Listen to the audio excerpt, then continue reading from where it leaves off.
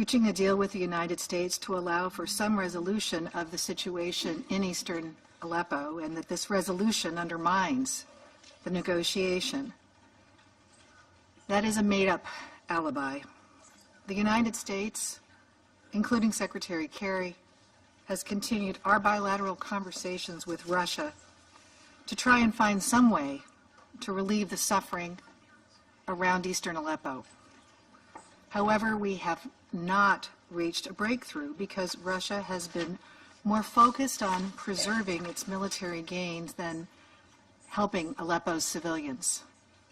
Russia has many times before held out the vague prospect of some diplomatic deal to argue for delaying action at the Security Council. Each time, Russia has followed up its promises with yet another relentless round of bombing with horrific human consequences. We remain directly engaged with key countries, including Russia, to address the horrific situation on the ground. But we will not let Russia string along this Security Council while waiting for a compromise from the Russians that never seems to come. Thank you, Mr. President. I thank the delegate of the United States for that statement. And now I give the floor to the ambassador of the Russian Federation. Mr.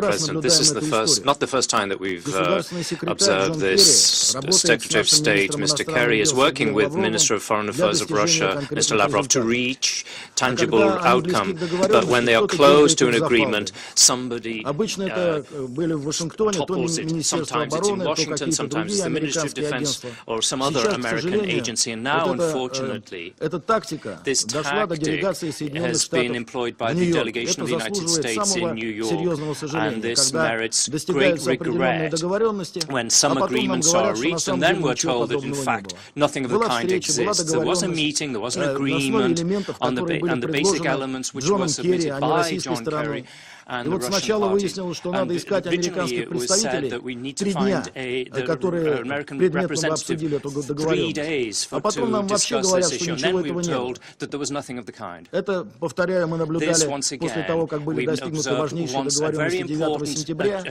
agreement was achieved on recently, and this would have allowed a settlement of the situation around Aleppo. We're seeing the same thing again, and this is to be greatly regretted. The United States, they've taken their responsibility, which they are trying to assume, that is the Syrian settlement, with as the co-chair of the ISSG.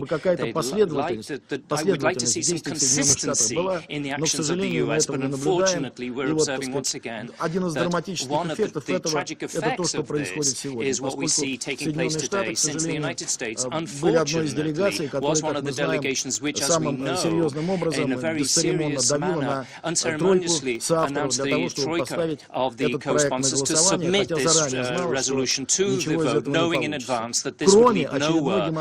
And it's also a demonstration of lack of unity in the Security Council, and once again, the lack of unity between the co-chair of the ISSG. This is a very bad tactic. Thank you. I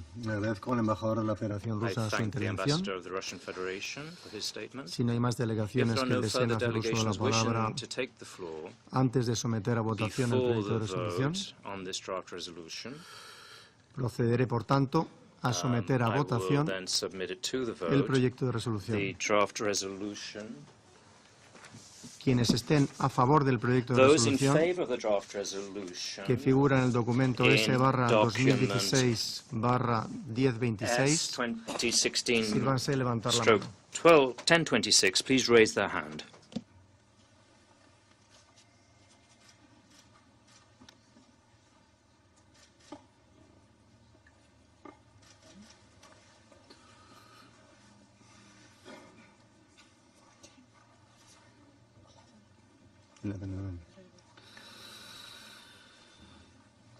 Quienes deseen votar en contra, those who vote against, kindly raise your hand.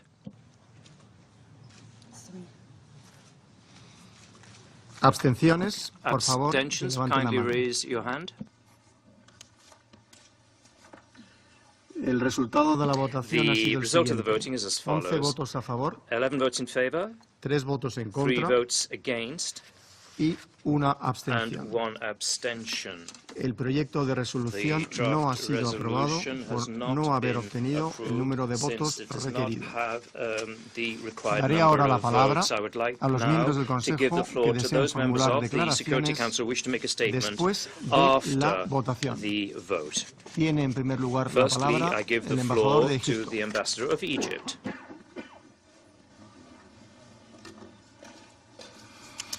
سيد الرئيس، Mr. President, لقد مثلنا أمام هذا المجلس منذ about حوالي 2 شهرين months ago, لبحث الأزمة we السورية، met in this council to debate لا سيما the الأوضاع Syrian في حلب. crisis, and particularly the وخرجنا منه situation جميعا prevailing in لا Aleppo. نحمل للشعب السوري سوى We رسائل من الفشل exited the المستمر Security Council chamber carrying وإشارات لا تفسر mere إلا بكونها messages of continuing عدم failure اكتراث to بمصلحة the الإنسان Syrian people, السوري as well as indications that can وتفضيل only be البعض تغليب explained المصالح السياسية as الضيقة.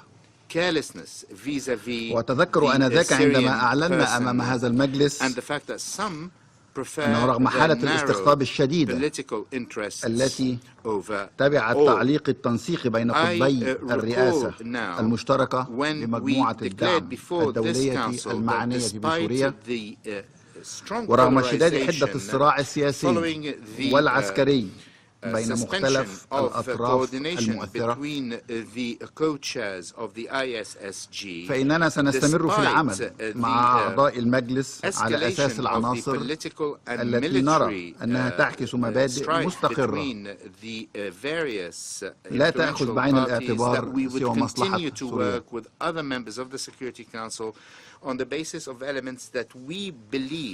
وبالفعل فقد قمنا على مدار أكثر من شهر من المفاوضات الشاقة بالعمل على أساس تلك المبادئ مع أعضاء مجلس الأمن وذلك بالتعاون مع شريكينا في هذا القرار أسبانيا ونيوزيلندا واللذان لا يسعني هنا إلا أن أتوجه لهما ولمندوبيهما الدائمين وخبرائهم المعنيين بسوريا بخالص الشكر والتقدير فقد أبدى هؤلاء حرصا وأمانة وصدقا في النوايا طوال فترة المفاوضات. السيد الرئيس، ما زلنا نعتقد أننا تمكنا من الخروج برؤية متوازنة للغاية تعكس ما نراه من المبادئ التي لا يجب أن تتأثر بمواقف سياسية.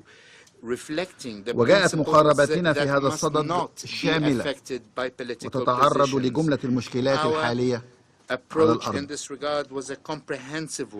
في مقاربتنا طالبنا بوضوح جميع أطراف الصراع وتحديدا بعد 24 ساعة من الآن وقف جميع الهجمات في حلب لمدة 7 أيام متتالية لدخول المساعدات الإنسانية إلى المدينة وإنقاذ المدنيين بعد أن توقفت المساعدات منذ شهر يوليو الماضي.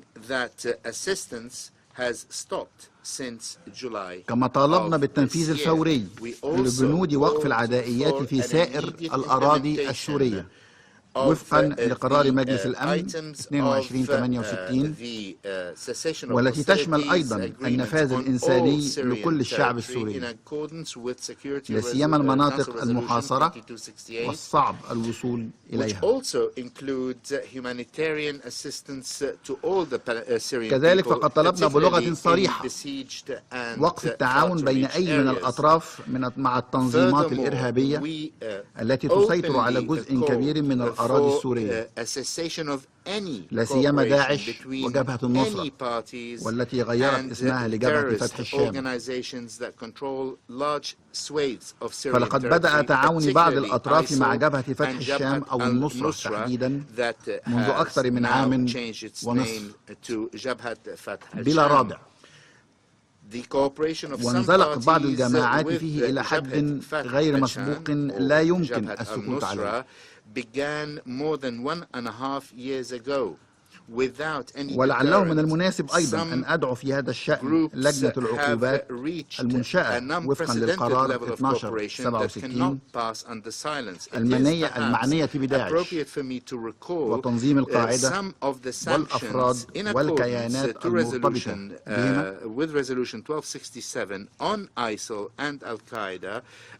وباعتبار تلك اللجنة الكيان الوحيد المعني بتصنيف الإرهابيين أن تتابع عن قرب تطورات هذا الأمر حتى يتسنى لها اتخاذ قراراتها المستقبلي على أساس واضح. كما أدعو مجموعة الدعم الدولية المعنية بسوريا إلى استئناف عملها الذي بدأه الأردن الشقيق مشكورا منذ عام مضى للإسهام في هذا الجهد. طالبنا كذلك باستئناف العملية السياسية والمفاوضات حول المرحلة الانتقالية وفقا لبيان جنيف والقرار 2254 في أسرع وقت ممكن.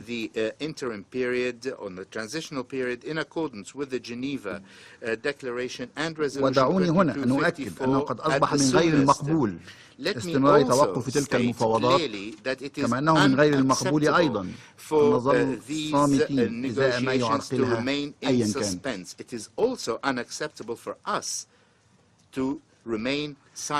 السيد الرئيس، لقد عقدنا العزم على التصويت على مشروع القرار اليوم مع إدراكنا الكامل للتعقيدات التي تكتنف مواقف بعض الدول الأعضاء من أن يكون هناك تحركا أصلا من قبل المجلس. ولم يتأسس هذا العزم على مصلحة سياسية، إنما تنبع قوته من إدراكنا أننا على حق. ومن ثم تستمر مصر على نهجها وستواصل استغلال بل استهلاك رصيدها السياسي لدى جميع الأطراف بما في ذلك الدول الكبرى أو الصديقة المتحالفة أو المتنافسة على الساحة السورية للاستجابة إلى استغاثة الإنسان السوري بصرف النظر عن انتماءاته أو توجهاته وبصرف النظر عن الموائمات السياسية. إن عدم كوننا جزءا مباشرا من تلك الأزمة لا يعني عدم الاكتراث، بل على العكس إن اهتمامنا يتركز على التسوية وليس على شحذ الصراع والاستفادة منه. أود هنا أن أتوجه للأطراف الداخلية والإقليمية والدولية في هذا الصراع، بل أن أخاطب ضمائرهم. ما الذي يتصارعون عليه في سوريا يستحق أن ترى طفلها يلفظ أنفاسه بين يديها.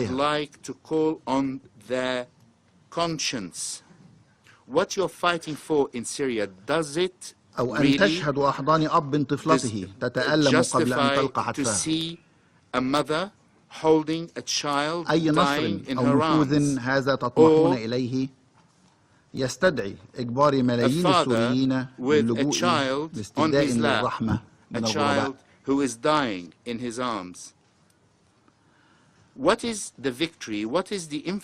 أي دين أو عقيدة أو طائفة ما زالت قادرة على تبرير هذا الحجم من الدماء والاقتتال.